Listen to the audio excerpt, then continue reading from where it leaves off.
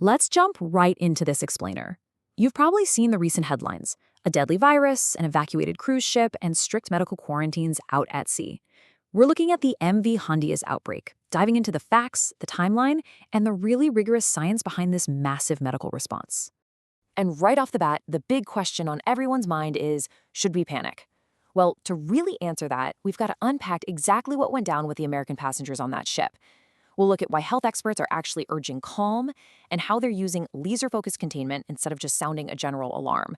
We're going to examine the exact strain of the virus, the symptoms, and the highly specialized strategy being used to neutralize the threat. But first, we do have to acknowledge the tragic reality at the center of this.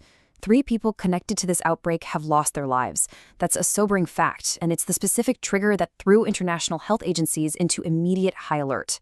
When a pathogen claims lives, especially originating from a closed environment like a ship, the global health community treats it with absolute severity.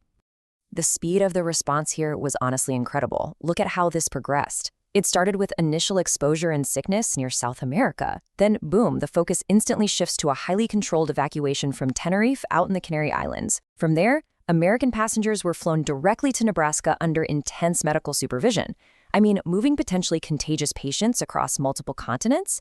That is a massive logistical puzzle requiring serious coordination between governments and aviation authorities. And authorities took absolutely zero chances on that transatlantic flight. They actually placed some passengers inside completely sealed, specialized airborne isolation chambers right there on the aircraft. It's wild technology. Think of it like a high-tech negative pressure medical tent built to fit perfectly inside a plane's fuselage.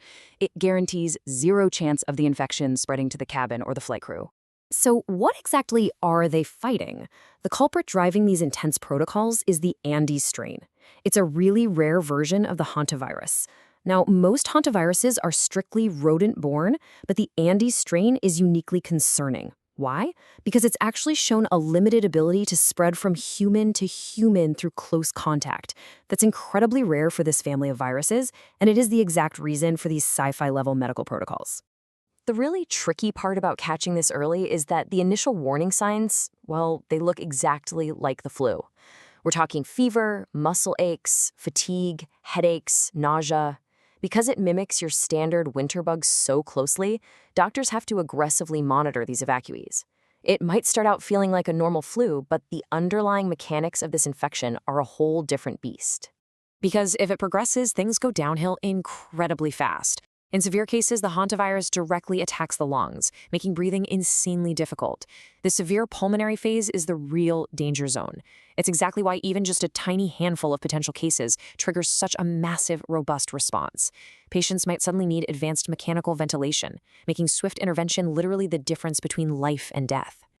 Now, I know what you're thinking. After the last few years, pandemic fatigue is very real. But experts want to make one thing absolutely clear. The Andes hantavirus operates fundamentally differently from something like COVID-19. COVID was highly contagious, spreading rapidly through the air. The Andes strain, you usually get it from rodent droppings, urine, or saliva out in rural wilderness areas. That human-to-human transmission we mentioned earlier, it is exceptionally rare and requires very sustained, close contact. So this just isn't a virus that's wired to sweep easily through a global population. And you can see that limited spread playing out right now. Despite all those extreme precautions and the isolation chambers, the actual known transmission among the evacuees is super contained. Currently, just one traveler tested mildly positive, and another showed some mild symptoms during transit. That's it.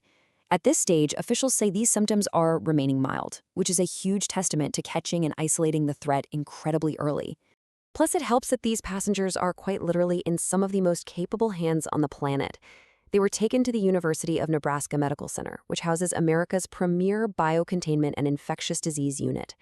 This facility has an elite track record. They successfully handled Ebola patients. They managed some of the most complex COVID-19 cases. They have the exact advanced infrastructure needed to safely run diagnostics and provide world-class care without risking any exposure to the public. While Nebraska handles the immediate medical crisis, global agencies are already launching deep investigations to figure out the root cause. The CDC is laser-focused on exactly how the initial exposure happened, specifically analyzing those periods of close contact that just naturally happen on a cruise ship. At the same time, the World Health Organization is zooming out. They're looking at the broader biosecurity risks, figuring out if additional passengers are at risk, and studying how infectious diseases could potentially hitch a ride on our international travel networks. So the ultimate takeaway from top health officials right now is a message of measured vigilance. They're saying the situation is being carefully contained, monitored, and treated with caution rather than panic. And that matters, right? Because it's a real-time demonstration of our global health infrastructure doing exactly what it was built to do. From those specialized flights to the elite Nebraska unit, this rapid mobilization is actively preventing a localized incident from blowing up into a broader crisis. But even with this specific hantavirus outbreak expertly contained, it really leaves us with a critical question to chew on. As global travel surges back to life, just how vulnerable are our cruise ships to the rapid spread of rare, localized diseases? The MV Hondius incident tested our containment systems, and yes, they succeeded brilliantly, but it definitely forces us to ask ourselves, are we truly ready for the next unknown passenger?